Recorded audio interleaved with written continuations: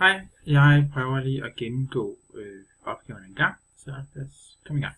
Hvis vi tager den første her, så giver det jo mest mening at se her. Der er spurgt til et bestemt sagsforhold, men der er ikke spurgt til en historisk udvikling, eller spil har ikke et historisk perspektiv.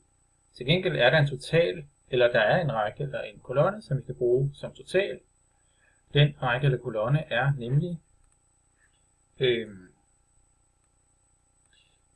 bruttoindkomsten, og så kan vi udregne forbrugskvoten af det. Så det er det, jeg har gjort her, ved at sige B4 divideret med B3,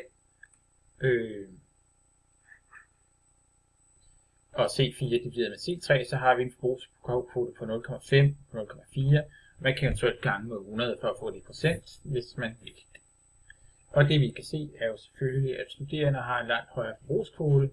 De brænder altså forholdsvis, eller de brænder faktisk alle deres penge ind, men samlet sparer ikke noget op, mens lønmodtagere på højniveau har en lav forbrugskvote. Det skyldes selvfølgelig, at lønmodtagere vi spiser jo ikke mere. Vi bruger jo ikke, bare fordi vi tjener mere, kan vi stadigvæk spise os mætte for det samme. Vi bruger ikke 7 hovedpuder, bare fordi vi tjener flere penge, så derfor kan vi spare nogle flere penge op. Og det skyldes jo også, når man har en lønmodtager på højt niveau, har man typisk en pensionsopsparing. Det har man ikke som studerende. Og som pensionist kan vi så se, at der er også en ret høj forbrugskvote, og det skyldes jo, at så er man færdig med at spare op til pension, og nu begynder man at bruge af sin pension i stedet for, så derfor er forbrugskvoten højt for pensionister. Så kigger vi på tabel 2, og der er blevet spurgt til, om størrelsen af kontanthjælp har betydning for motivationen til at arbejde. Man har spurgt for nogle forskellige aldersgrupper, og der er nogle absolutte tal.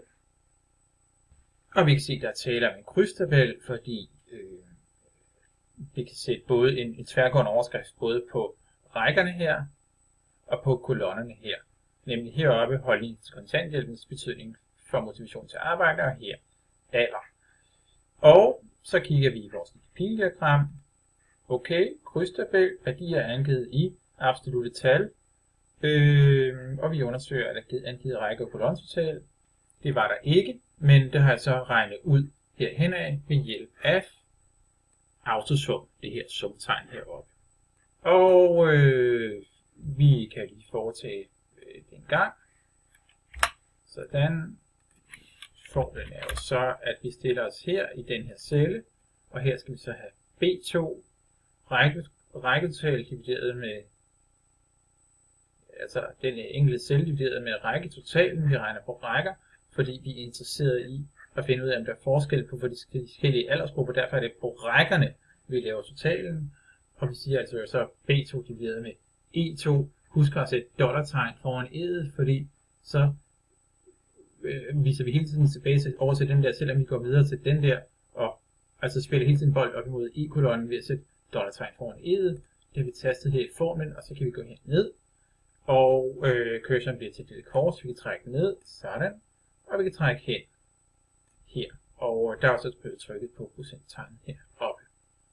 I træerne, der har vi den offentlige forbrug i Danmark versus det offentlige forbrug i euroområdet, udtrykt som procent af BNP.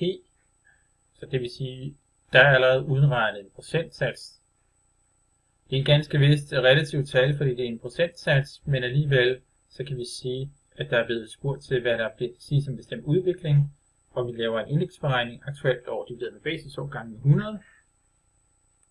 Det vil sige, at vi slår i den her celle her, så har vi det aktuelle år B17 Danmark, det her, og vi sætter også 2002 skal være basisåret, så vi siger dollartegn B17 dollartegn foran b'et, fordi så selvom vi går herind til 2004, så vi hele tiden måler så op imod b'et, og kan så lave indekstallene her, og det vi så kan se er jo, at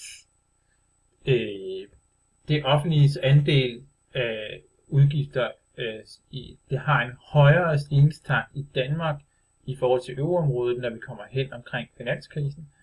Og det kan hænge sammen med, at vi har en universel velfærdsmodel, som betyder, at så snart vi får krise, så skal den danske stat i højere grad til at udbetale arbejdsløshedsunderstøttelse, hvad man ikke i samme grad skal i andre lande i området, som jo ikke har en universel velfærdsmodel, men som har for eksempel en kooperativ eller en residual velfærdsmodel.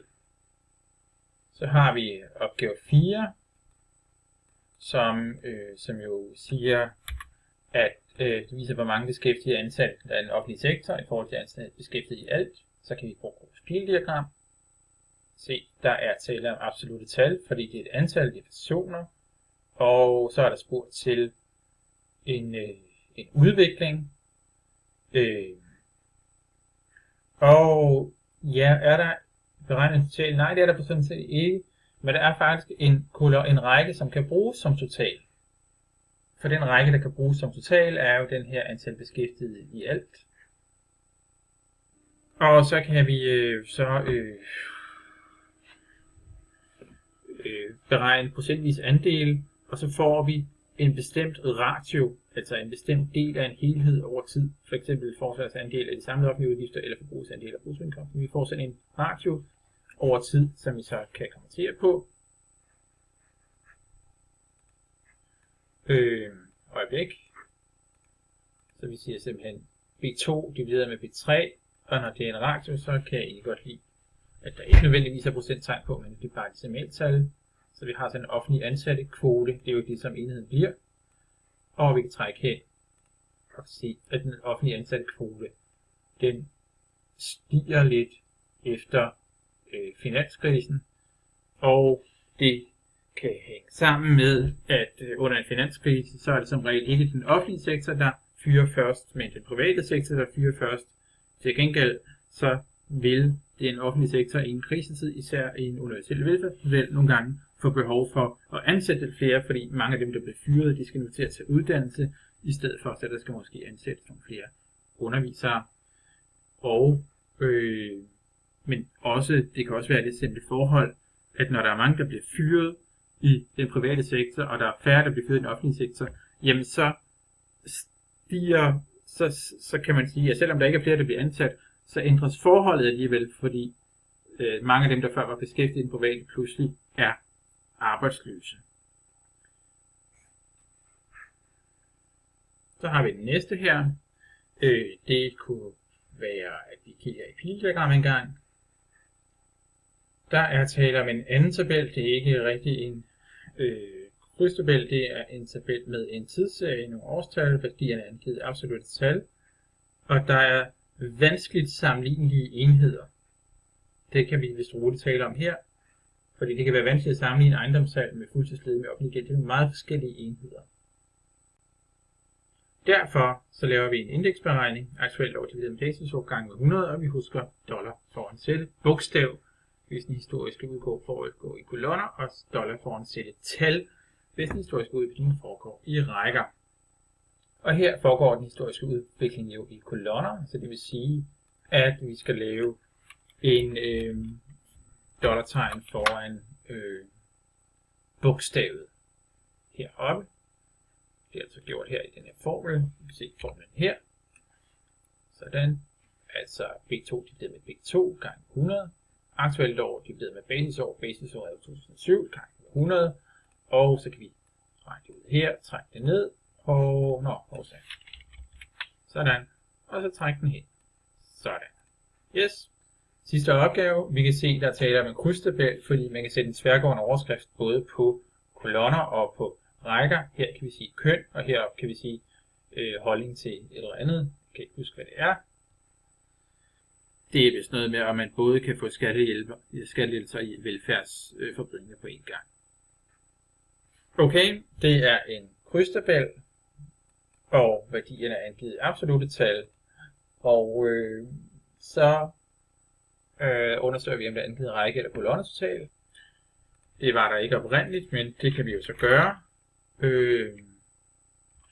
Ved at vi siger, og vi undersøger, hvad det er, der er mest praktisk, men vi kan også bare følge den her, og så sige, at vi regner det begge totaler ved hjælp af autosum. Først rækketotal, autosum, og træk ned her, sådan, og sådan. Sådan, og træk ned her, sådan. Så har vi rækketotalen, Og så skal vi have kolonnetotalen. Markere et felt, lad den nederste være blank, og trykke autosum. Sådan. Og så skulle det være muligt at trække den hen her. Sådan. Der. Og så tænker vi, det vi er interesseret i, det er jo ikke at finde ud af, hvad fordelingen inden for hver enkelt kategori er af mænd og kvinder. Det vi er interesseret i, det er jo nok snarere, det som giver faglig mening, er jo nok snarere at finde ud af, at der er forskel på, hvad mænd og kvinder tænker om det spørgsmål, der bliver stillet. Det vil altså sige, at vi skal regne på rækketotalen. Så det har vi gjort her. Vi har lavet procentvis andele af, vi siger simpelthen, den der divideret med andel divideret med total gange med 100. Og i og med, at totalen hele tiden står hævet samme celle, så kan vi jo huske at holde den fast. Her skal vi stå, holde den fast med et dollartegn, fordi vi hele tiden vender tilbage til den her kolonne F. Og så bliver fordelingen så sådan her, og så summer det op til 100% herude på rækkerne. Yep. Det var det hele.